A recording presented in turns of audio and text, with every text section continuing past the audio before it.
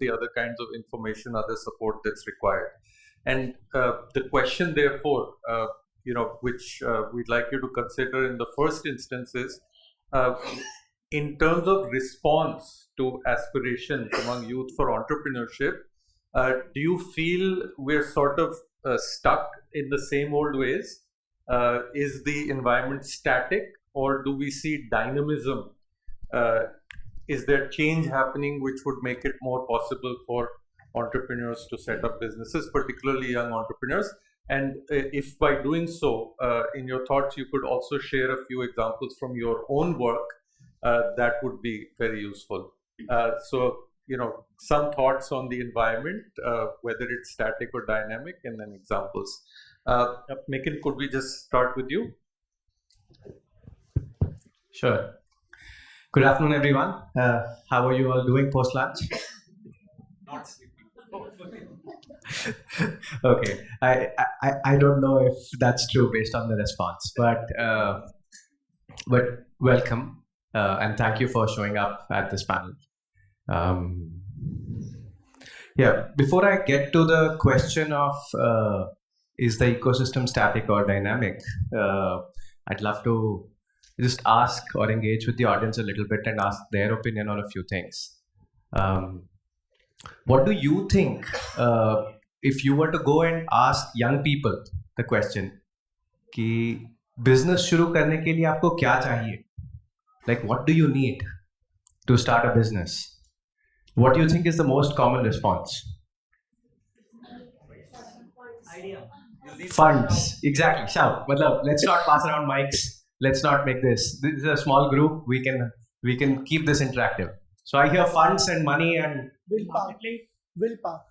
So the child will say that, or a young person will say that they need willpower, or you think they need willpower? They need willpower. You think they need willpower? Yeah. I think the market link. But the obvious answer of this part is the idea. Idea, right? That, oh, I need an idea. Till I have an idea, how can I start? Yeah, I think funds and money was like multiple people, and that is the first answer. Sorry? Fame. Fame as an input or fame as an output? So I am asking, what ingredients do you need? Right?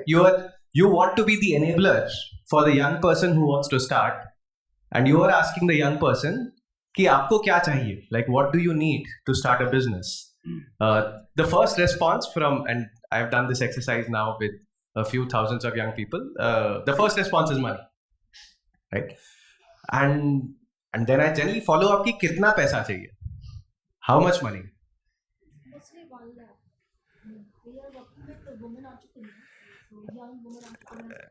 Yeah, I hear you that mostly 1 lakh. You're working with young women entrepreneurs, and but again, like, go back to what is there in the young person's mind and what do they see? So the common answer I get is you need crores of rupees. In their head, starting a business, and maybe the second question might help clarify this, and this is in schools and ITIs, government schools and government ITIs. Like, okay, पैसे के अलावा और क्या चाहिए? Besides money, what else do you need?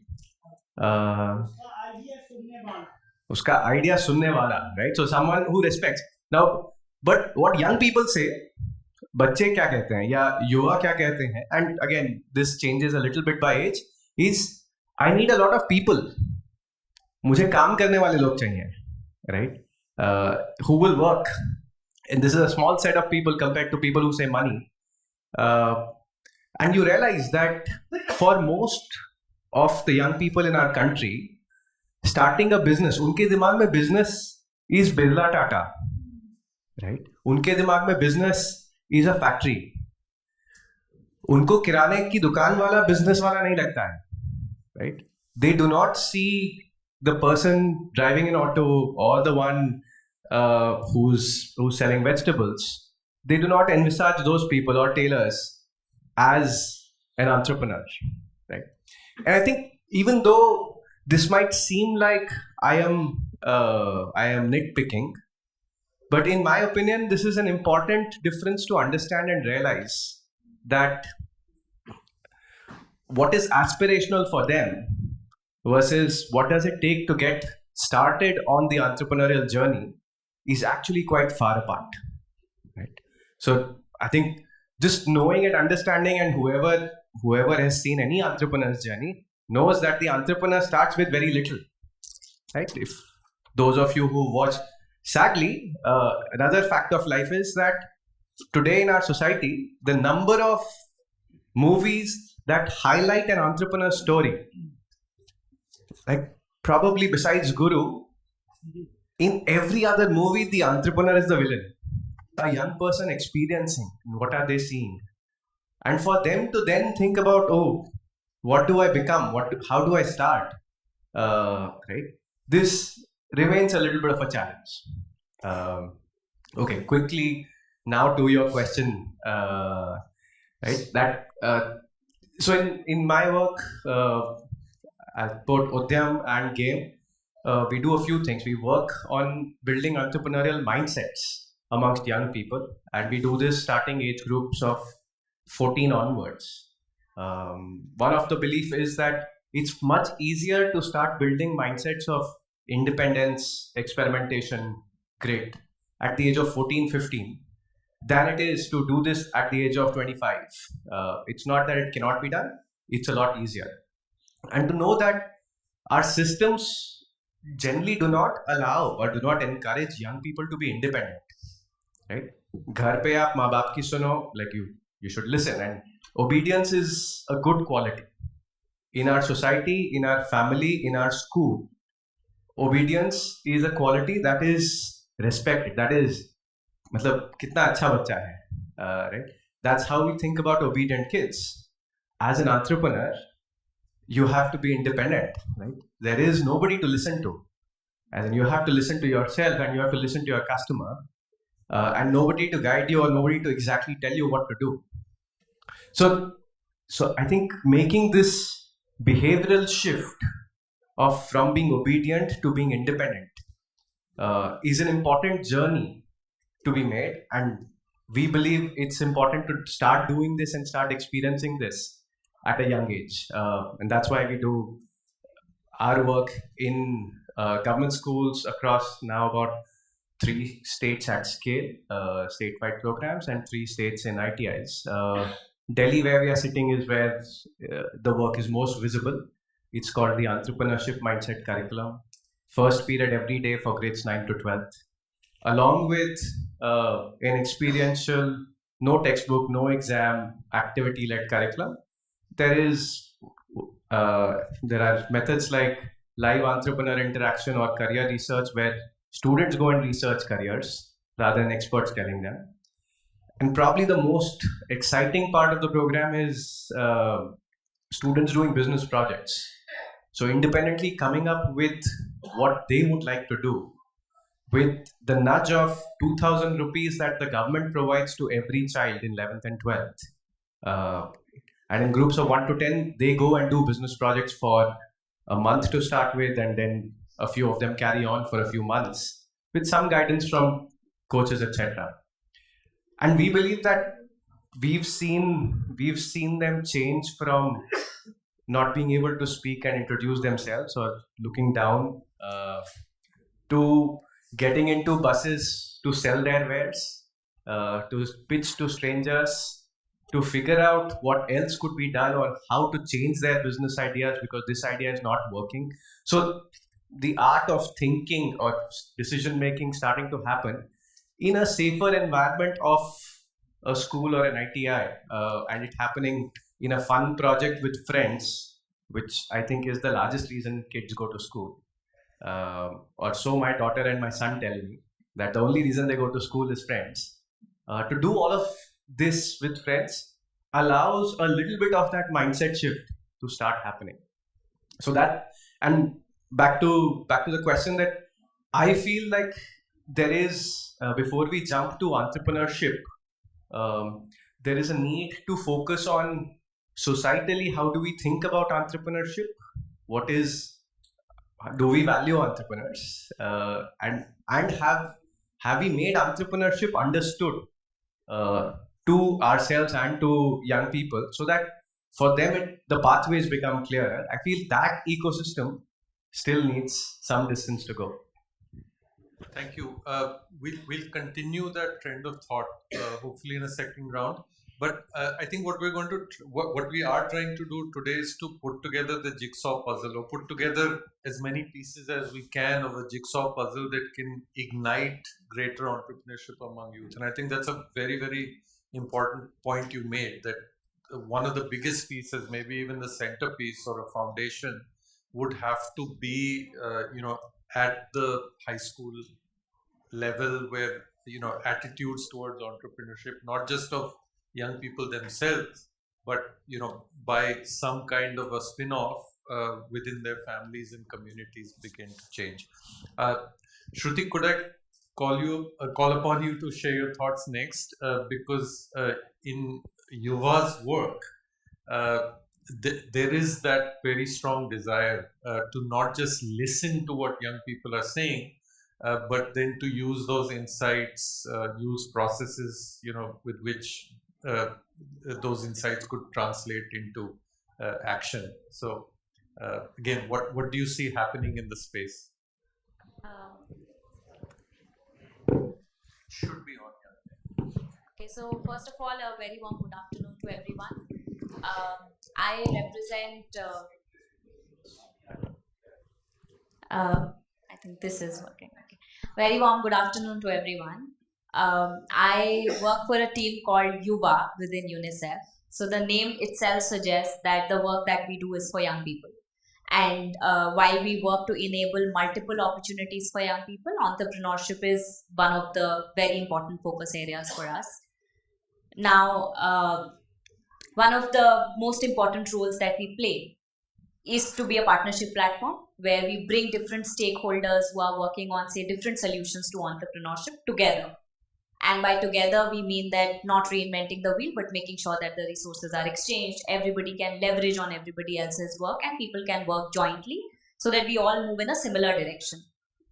However, the core of the work revolves around youth centrality. So a very important part of the work is to make sure that young people are not just listened to, or their perceptions are not just captured, but they are equal stakeholders in the programming that we do. So it starts with capturing young people's perceptions in the form of surveys, focus group discussions, making sure that they are actively associated with us day in and day out. But even when we move towards solutions, when we bring in the partners to work on those problems, young people's lens and their contribution in the programming is very, very important. That's how seriously we consider youth centrality to be in our work. Now, that in itself kind of answers the question of static versus dynamic, because we are so closely associated with young people. We understand how things are evolving for them, how their needs, even in terms of entrepreneurship, are changing. For example, we ran a survey in this month itself. There have been 2,500 responses so far, specifically to capture their perception on entrepreneurship. About 80% young people have said that they want to become entrepreneurs. About 95% say that they want to make sure that while they set up their businesses, environment is not harmed in any way. And moving on to the next question is, about 60% people have said that they understand what green entrepreneurship is. So that in itself is like an evolution for entrepreneurship, where young people are already talking about green entrepreneurship and not just entrepreneurship or any business. So that this kind of environment that we have built for young people automatically helps us to keep pace with their requirement, their needs. Talking about a specific solution where we made sure that whatever we say is also delivered, we last year partnered with an organization called Flywheel. Now with Flywheel, we particularly wanted to understand the sales and recruitment opportunities as jobs for young people, because it's a very stereotypical market. People think that sales job opportunities are about standing on the floor for 18 hours, salaries are not paid in time. And despite so many vacancies in the market in sales, people are really averse to work in sales kind of jobs. We got Flywheel to experiment a little more, understand what young people feel about it and how the solutions can be tweaked accordingly. Eventually, at the end of 1 year, what they came up with, which was a co-created solution between Yuva, Flywheel and young people who are our stakeholders, is a micro entrepreneurship model. So we started sales as a job. Now we have landed up to sales as a micro entrepreneurship, where women sitting at their home can sell digital products in their own networks. They can sell job opportunities in their own networks, identify the right people for certain employers, and make money while sitting at home. So this is basically an example of how we work in Yuva, and how youth centrality is very, very central for us to move forward in our solution. Thank you so much. Yeah, I guess this one's also working. We can keep that mic there. Thank you. There's one aspect which I think we will come back to later, because we want to discuss the utility or maybe even the criticality of meso level platforms, and you talked about that, and I just like to come back to that later. Lakshmiji, in BYST's work, or actually beyond BYST's work, because you've not just been an observer but a participant across the nation, and perhaps even outside, connected to lots of organizations, lots of initiatives. Have you seen change happening in the last 4 or 5 years? Not just in terms of young people wanting to become entrepreneurs, but also in the ability of governments, civil society organizations, businesses to respond to that. So, for example, how would someone in a CII, how would a CII member company look at youth entrepreneurship? If you could just share some thoughts on that. Good afternoon, everyone. I am so happy that you started with the examples of Rajkumar and Sachin, because they embody what we have been seeing 30 years ago when we started BYST. There was a Rajkumar, there was a Sachin. 10 years ago, there are many more Rajkumars and many more Sachins, and today there are millions of Rajkumars and Sachins. So, the problem has never been a question of raising awareness amongst youth. We never felt that. We never thought that Rajkumar and Sachin, are not choosing between a job in Larsen and Toubro and becoming an entrepreneur. Rajkumar and Sachin are not choosing to see whether they want to set up a high-tech business or whether they need crores of money. They are not doing any of that. They are saying one thing: I don't have a job. I need to make ends meet. The only way I know how to do it is probably starting a business, because these are the necessity entrepreneurs. And by the way, I have a huge respect for necessity entrepreneurs. They have fire in the belly. Necessity entrepreneurs cannot fail, because if they fail, they go back to poverty. So they will stick to it. So the question is not whether we need to raise awareness. The question is not how to motivate Rajkumar and Sachin. The question is not how to convince them. They are all convinced. Every village, every area that we go to, and you're right, it's not just in India. We are in 45 countries now as a network, and everywhere we go, everybody is convinced. Why are they convinced? Because they have no choice. So the question is not whether what do we need to do to create a fire in the belly? What do we need to do to make them choose entrepreneurship? The question is, have we evolved as the ecosystem? 30 years ago, the ecosystem was bad, and there were 50 lakh people looking for jobs every year. In 2003, we published a joint report with the Planning Commission which said 1 crore people were looking for jobs every year. And you know what has grown? Now we have grown to 2 crore people looking for jobs every year. So what has grown year after year after year are more and more Rajkumars and Sachins saying, I don't have a job, where do I go? So let's ask, how has the ecosystem evolved? 30 years ago, getting a loan was very difficult. Just 2 months ago, we published a survey that said 87% of women entrepreneurs find it difficult to get a bank loan today. So the question really is, what are we doing? Those of us in this room, those of us not just in the panel, each and every one of us, we're all facing the same thing. What can we do? What should we do? How can we do it? So the ecosystem is the one that's stuck in the mud. The ecosystem is the one that says, I know there are many more Rajkumars and Sachins. I know there are many more. We have tens of thousands of examples, but we really don't know how to support them, or we've not even given it a thought. Let me ask something. Microfinance was a huge force in the development of poverty alleviation field, and then they got a bad rap.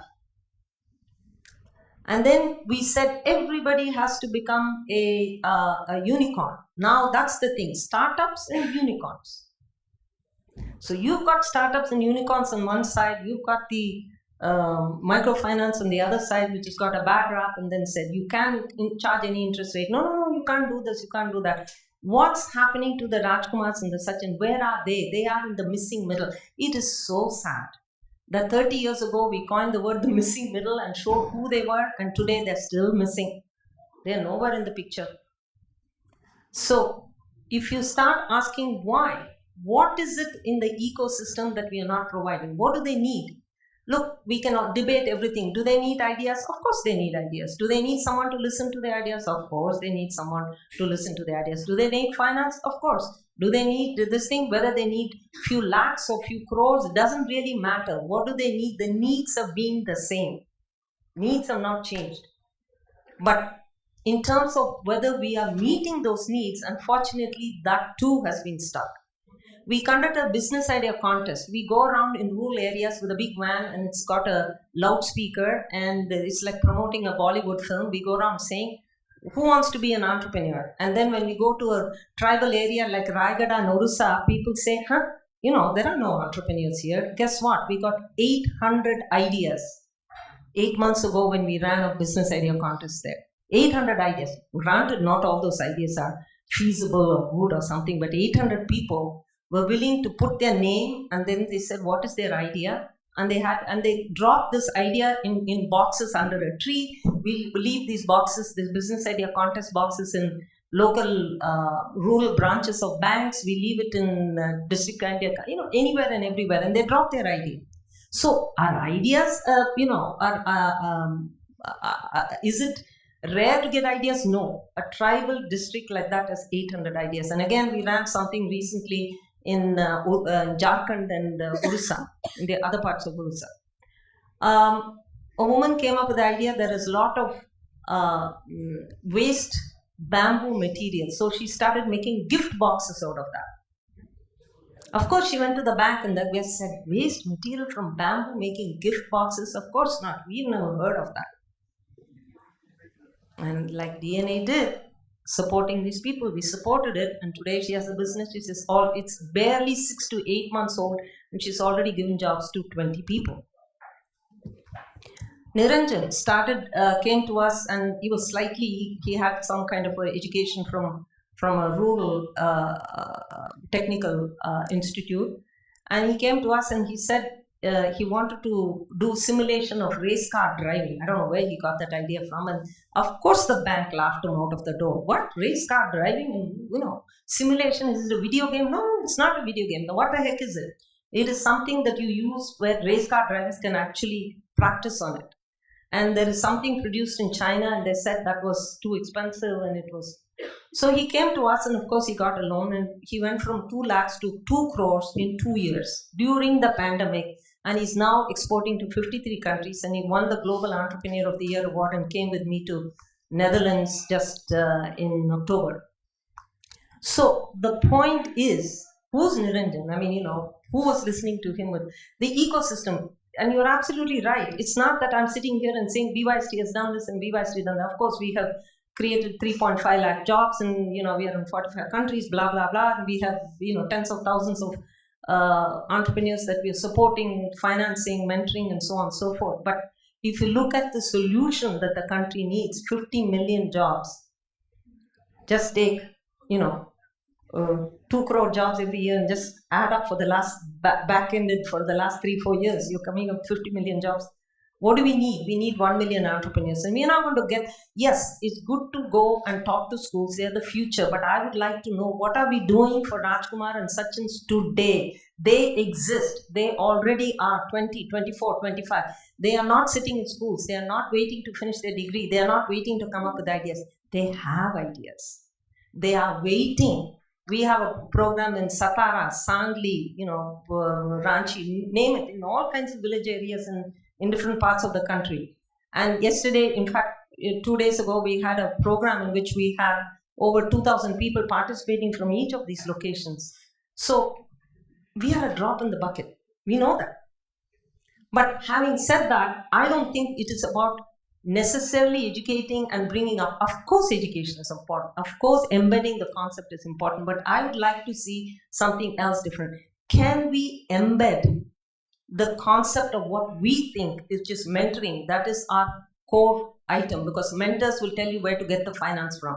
Mentors will tell you where to go for marketing. Mentors will tell you how to convert your ideas. Mentors will tell you how to access a bank. If you have the person who's guiding you, if there was no DA, there would be no Sachin, there was no Rajkumar.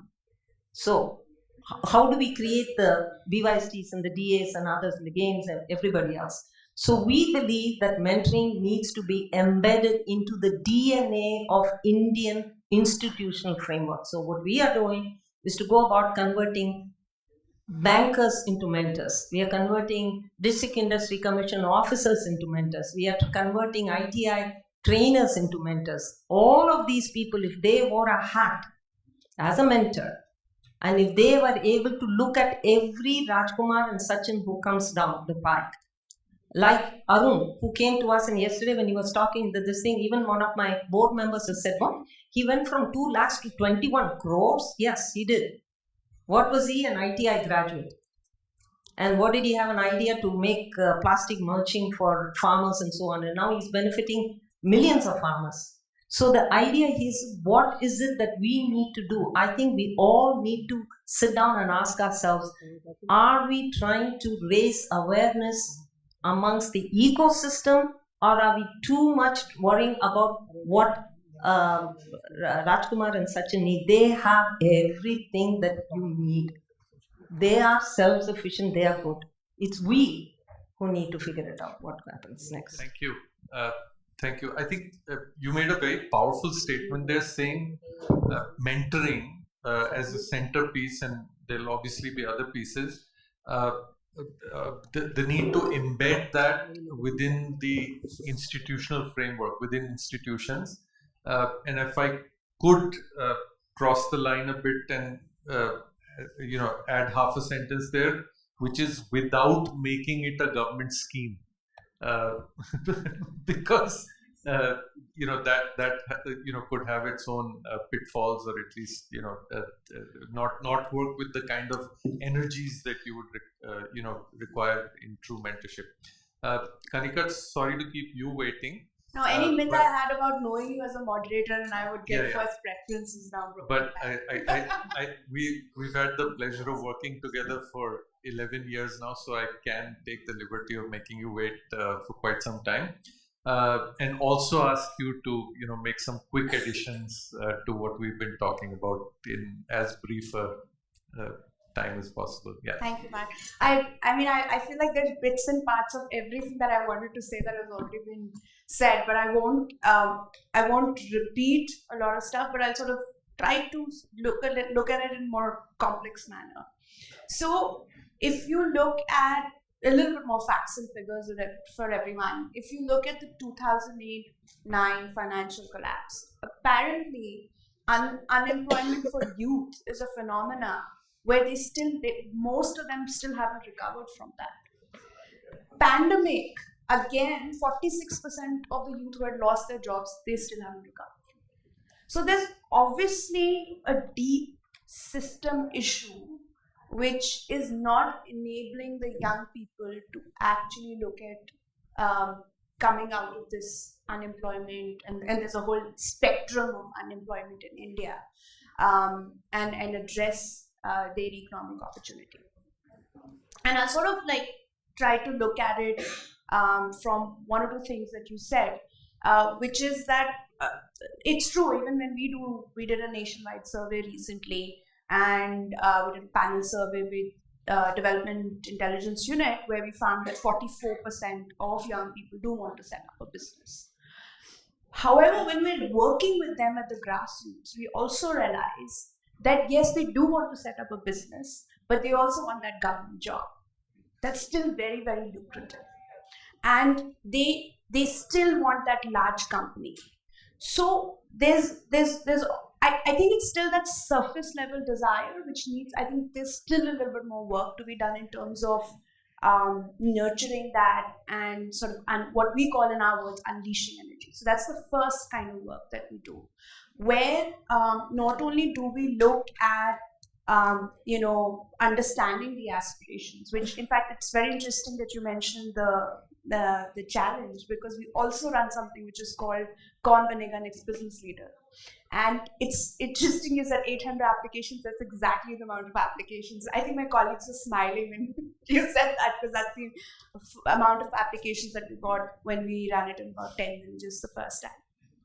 And they're brimming with ideas. They're brimming with ideas, but it does take that a little bit of that extra nurturing for them to realize that no, this is my first choice.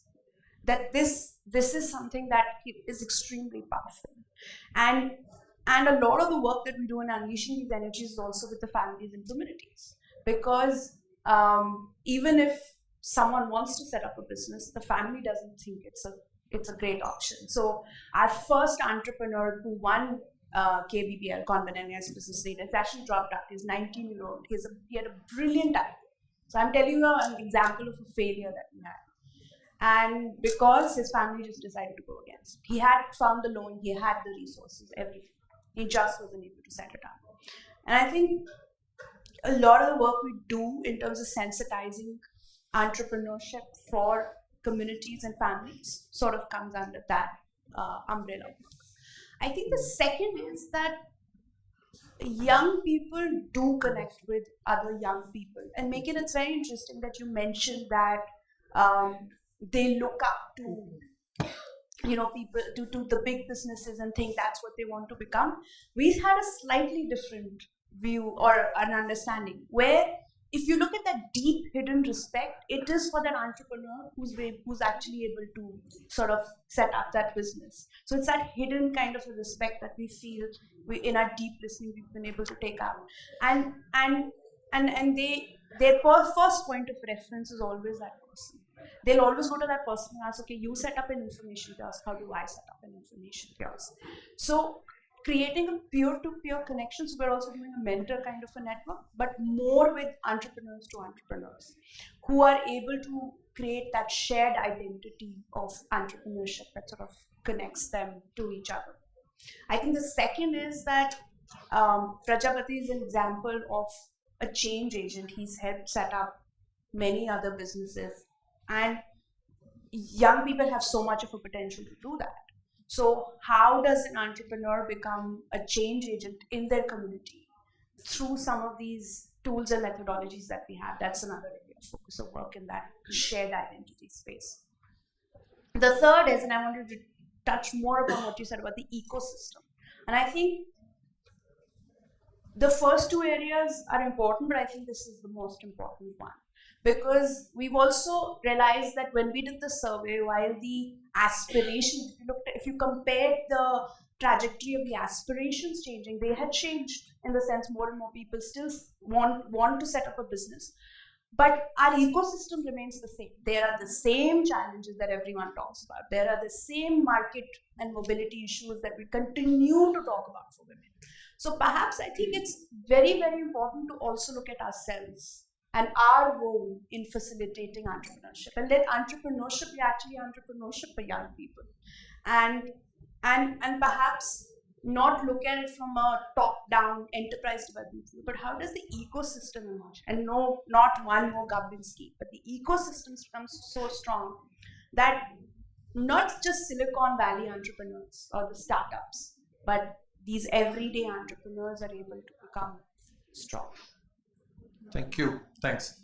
I think all of us, the panelists have spoken about the significance of the ecosystem, and another word, that was popping up quite often was we, us, and the roles, that we need to play.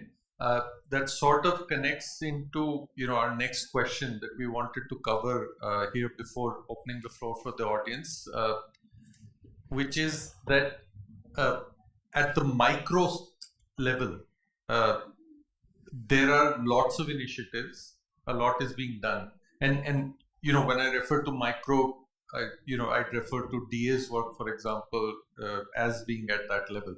I mean, 5 to 10,000 entrepreneurs in a year is still micro, given the scale at which impact is needed. And then you have macro, which I guess one could say is defined by, intent in policy, and what the government wants to do, and influences that that might have been placed on the government in terms of intent. In between, what is missing by way of either a platform or some kind of a network, a coalition, a movement? I don't know, whether there are other words. Is there something missing in the middle, because of which the breakthroughs that have been made at small scale are not going big? And if so, what would that be? And any thoughts, and in whichever order you'd like to share them? Because I think all the panels, if I may just take a few more seconds, we place the responsibility on ourselves, on the people in this room, our kind of organizations, right? And we're all doing great work. But again, it's not adding up to enough. So in between, what as a nation we hope to achieve and what's happening at the micro scale, is there something, that we need to do? If you could just share some thoughts on that. Yeah, Lakshmi, please, in whichever order. No, please go ahead. Yeah. I have a slight challenge when it comes to micro and macro, because let me throw this question up to the audience or even to the panelists. How many entrepreneurs do you think, again, going back to a very specific example, how many Rajkumars and Sachins do you think this country needs in order to create and solve the unemployment problem of today? Any guess? Somewhere between 5 to 10 million. Okay. Any other number? 10 million. Okay. Any other number? How many entrepreneurs do you think we need in order to solve the unemployment problem today? Why 10 million or 5 million? Why that number? I just multiplied it into 5 jobs, right? I was looking at 50 million jobs. Which okay. The unemployment is very difficult to define in India, but and the people who need meaningful, dignified employment, we're probably talking about something like 250 million. But I thought 50 million would be a good start. Correct. And if you divide that by 5 jobs per enterprise, direct, indirect, then that's why I chose 10. Okay. Yeah. Actually, that comes to 100 million if you take 5 jobs. So if you talk 50 jobs, it comes to 1 million. So it's okay.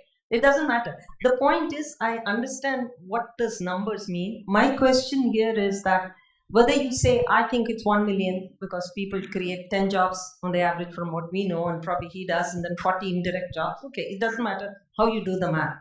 But really, how difficult is it to create 1 million jobs, or even, 1 million entrepreneurs or 5 million entrepreneurs? I don't think that's an issue at all. Because it's not necessary. It'll be wonderful the way we're all working together and coming the platform. Of course, I'd love to talk to each one of you. I'd love to learn from you. And I'm sure I can share. But I really don't think this is such a big challenge to create that 1 million entrepreneurs. Let's just pick a number, 1 million. Okay, so 1 million entrepreneurs. We believe that it is not a question of whether you can create that 1 million entrepreneurs, and they exist today, by the way. It's not that even if you say 44% or whatever it is Have we made those 44% into entrepreneurs? If we have done that, believe me, they will create the peer pressure and or the kind of examples for the others to create. So what does it take to support that 1 million entrepreneurs? If we have the solution today, it's not necessarily about a bigger platform, not necessarily about coming together. It's not about an e-commerce platform. It's a little bit of all of that. We believe in BYC itself, we can do it. Whether we have done it or what we can do it is a different question. But we believe that that's possible. And in our case, we are taking the route that we say if we can create 200,000 mentors and put them in each of these institutional framework and make sure that they support 5 entrepreneurs who in turn create 50 jobs, then you create that 50 million entrepreneurs. The question here is why, I would ask a more fundamental question, why are we struggling? India, 1.4 billion people with the highest growing GDP among all emerging countries, blah, blah, blah, blah. Why are we struggling to support a mere 1 million entrepreneurs? And I believe the answer is here. I believe the answer is this thing. It's like behind closed doors. I've heard the CEO of Mudra Banks tell me a couple of years back in Bombay, he said, well, when they come to us for 5 lakhs, we give them 50,000. When they come to us for 50,000, we give them 5,000. And with that kind of money, they're not even going to create a job for themselves. They're going to fail, leave alone create something for us. So somewhere, it's not their mindset, the youth, it's our mindset. Can we have an awareness generation for banks? Can we have awareness generation for NGOs? Can we have awareness generation for district industry commissions? Can we have awareness generation for those who are providing the background in the ecosystem? You wanted to say something. We just need to be a little conscious of time right now. So, got it. I'll try and be quick.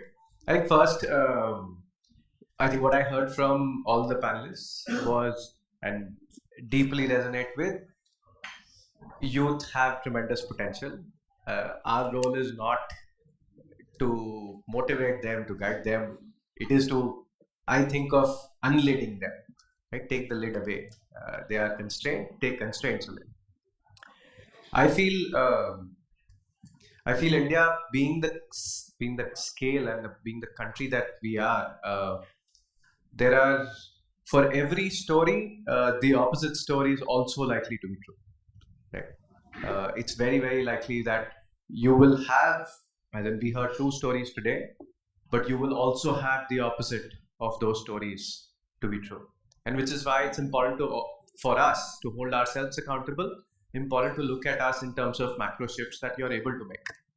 The largest aspiration in the country amongst young people remains getting a government job. And they vote with their applications. In the last 8 years, 22 crore applications for eventually 7.2 lakh jobs. That's 1 in 300, right? Over 8 years. And all those 22 crore people are potential value creators in the economy. This is like youth potential that's year after year writing exams, right? And preparing for exams, wanting to do, like, somehow I will make it through that 1 in 300, that small sliver in the door, 300 people rushing at it, only one makes it through, but I will be that one. And we continue to, like, as an economy and as a society, we continue to be okay with this highly selective, like winner is very, very big, which shows up in our education system, which shows up here as well. I think the part about trying to bring together, and you talked about the entrepreneurship ecosystem. I actually think as GAME, the Global Alliance for Mass Entrepreneurship, we've been trying to put together that alliance and the ecosystem, and we still feel that the ecosystem around entrepreneurship is extremely nascent in the country, right? That, as in, Lakshmi is probably one of the earliest, or possibly the earliest, who started in the area of entrepreneurship. And if you think about how many organizations, at what scale are they operating in terms of enabling entrepreneurship in the country, I think the numbers are actually much smaller than a whole bunch of other areas. So we are still, if I just take the ministry's view, the Ministry of Skill Development and Entrepreneurship, right? And the and entrepreneurship has been visibly small in terms of amounts of funds that we've spent as a government around entrepreneurship, right? How are we enabling entrepreneurship? We have launched schemes and we've launched financing schemes, and we've seen their performance. I will not get into talking about that space, but I still feel that if you think about, okay, how many NGOs work in entrepreneurship versus how many NGOs work in skilling, my guess is that it is like 1:10, right? So let's face it, entrepreneurship is a nascent ecosystem that's just starting to get realize that, hey, this is an important part of solving the problem.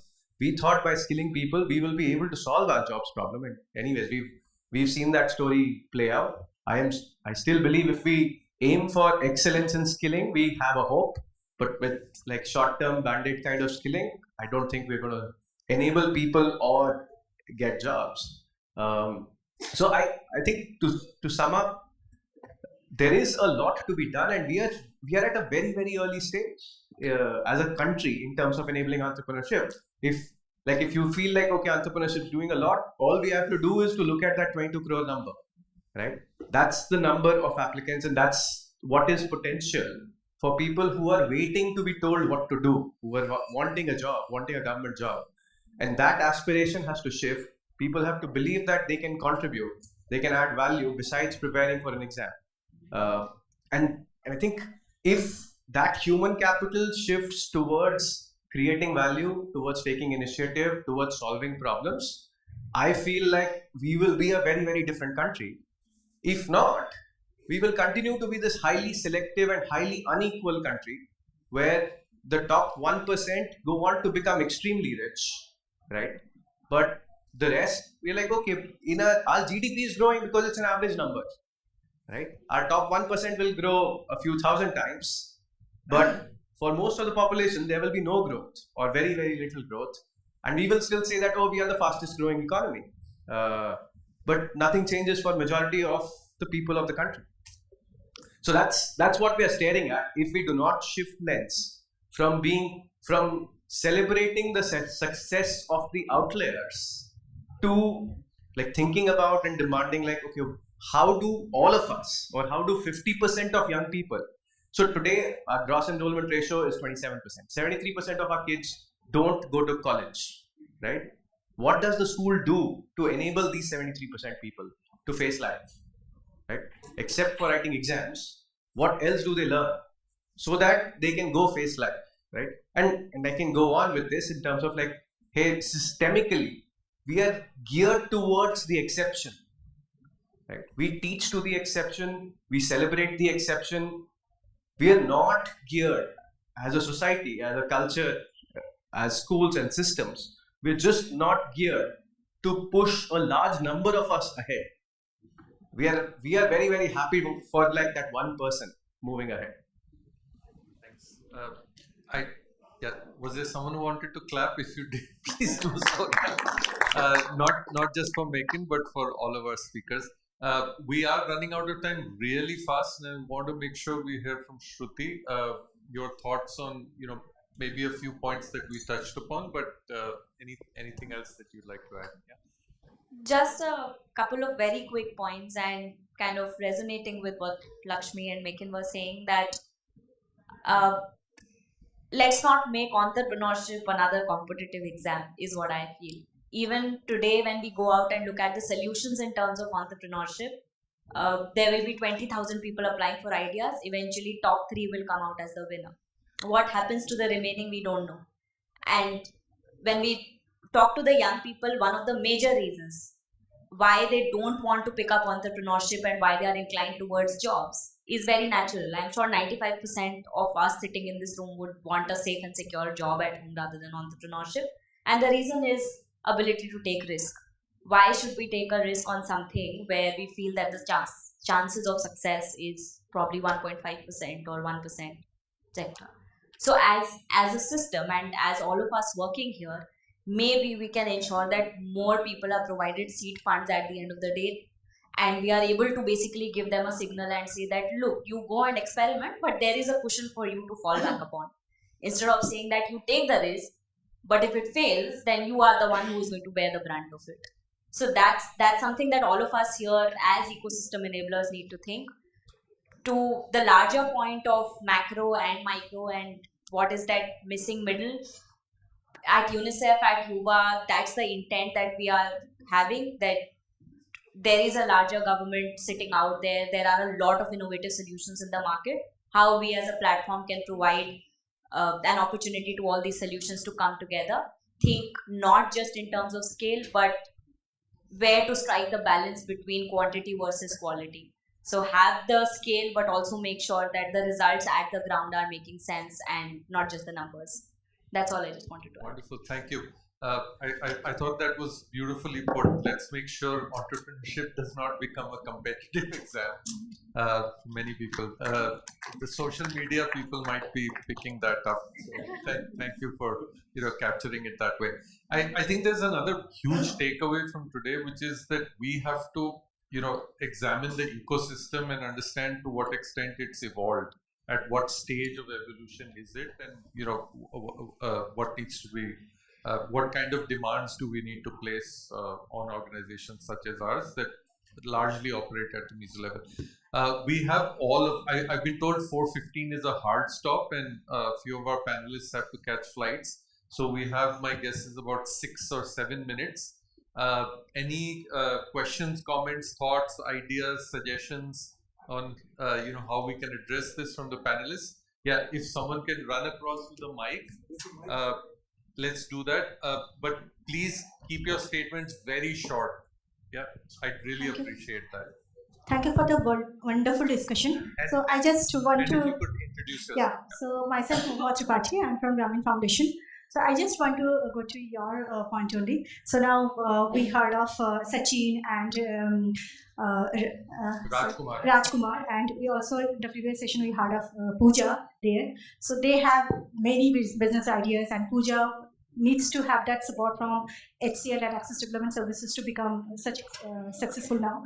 So while many of the male entrepreneurs are looking towards to become another Ambani or Tata Birla something, but how many of the young women entrepreneurs actually aspire to become another Ilavat or Falguni Nair? So this is the issue. So we are working in Delhi NCR with women entrepreneurs only.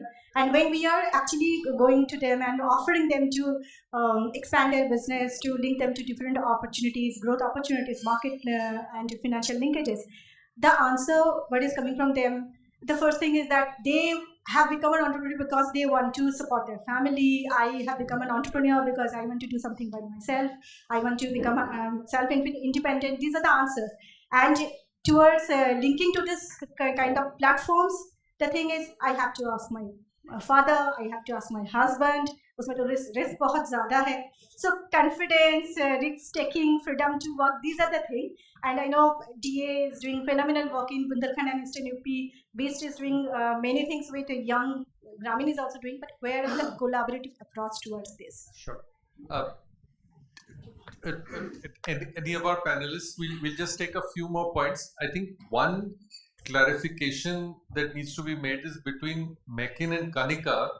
I think they pointed out that while entrepreneurs, might admire the iconic entrepreneur, Mr. Ambani or whoever, when they define their goals, and this has been studied, when they define their goals, they define them in terms of a person whose success they have seen.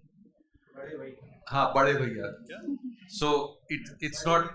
I was just pointing that out because even for men, it's not as if all of them are dreaming of. They admire what an Ambani might have done, but they know that their goals. So anyway, but thanks for asking that. Any other questions, comments? I'm a little blinded by the light, so you'll have to really wave. I'm half blind anyway, so and the lights just make it worse. So really wave if you like to ask. No? Okay, good. Which gives us about a minute each for all the panelists. Kanika, you want to start? We'll just work towards this end now. Sure. to Mahua's point, I think we have to stop carrying the burden of women's challenges on our shoulders, right? We constantly make so many assumptions. When I'm working in the field, that's what they want. Maybe that's what they're saying because that's what they think you want to hear all the time. And we've seen examples over examples where we do what we call brave spaces, and we actually used to call it safe spaces, but we realized that women actually need brave spaces and tweak the methodology a bit because we realized that beyond the beauty parlors and the tailoring, they're able to move to. We recently did a grassroots innovation challenge for women where we were enabled young women entrepreneurs to solve the problems of the community itself. And there was a young woman, this is Haryana area, and she could come up with this idea. She said, I want to set up a kombucha enterprise. Okay? And I want to do it because it will solve the problem of alcoholism in the community. And she was able to do that because she felt that she had a space to be able to do that. So again, I would say that instead of obsessing over the challenges that women have in terms of mobility, we've got to flip the question.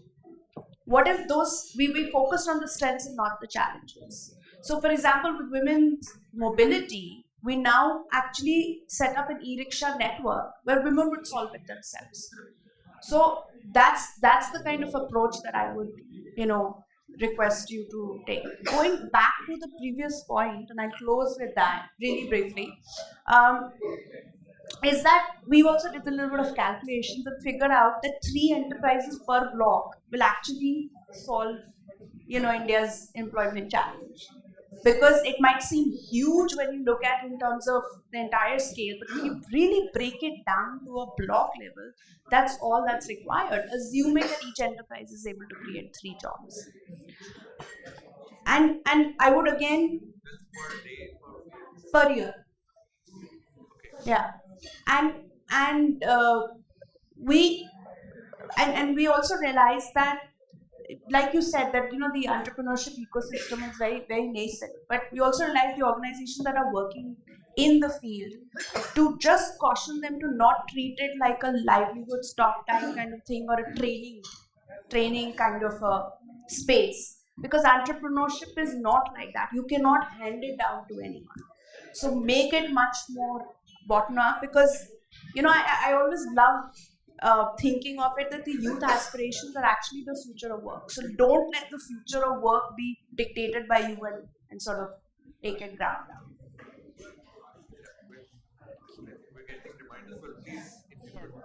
down. I think women entrepreneurs actually, I keep coming back to this single point that is, yes, if you are trying to choose between being at home and taking care of the home or choosing a job in a corporate or choosing a job in the government and you want to become an entrepreneur, maybe women say, wow, why take the risk? But the kind of people we deal with, which is the necessity entrepreneurs, men or women, they have no option. They have no job waiting for them. They do need a second income. They have no government job, whether it is 2 crores or 22 crores or 220 crores, there are no jobs. What else do they do? So they have to start a business. So very often, I find necessity is truly the mother of invention, no matter what, because you end up starting a business. With women, however, they start the business, and very often, we have had a woman who made, shampoos from this thing, and she came to us with a burqa. Within a year, she was actually employing a husband and 7 of her sons, and everything went well until literally one day husband ran away with all the money and left the business. So women challenges is not that they don't want to start or they cannot start. They may start because they have no choice. But once they start, very often they have so many more challenges that they have to face. And that is where we find somebody to handhold them and to mentor them makes a huge difference, because without that outside support, one way or the other, they get cheated out in the system. So that perhaps is the biggest thing. I would just like to say that private sector, I think, has done a lot of innovation when it comes to women, giving that platform to women to think about entrepreneurship differently. And there's a lot to learn there. I think we can all leverage those solutions. They may not be disruptive all the time, but they at least solve for some of the problems that are already there and can't be solved probably in the immediate term. All of us need to learn, come together, and move in the same direction. Final thoughts? Yeah, I actually disagree with some of what's been said. I feel like our systems need to be far more aware of challenges and realities around women. So, for example, only collateral-based loans in a country where women own less than 4% of property is not going to work for women entrepreneurs.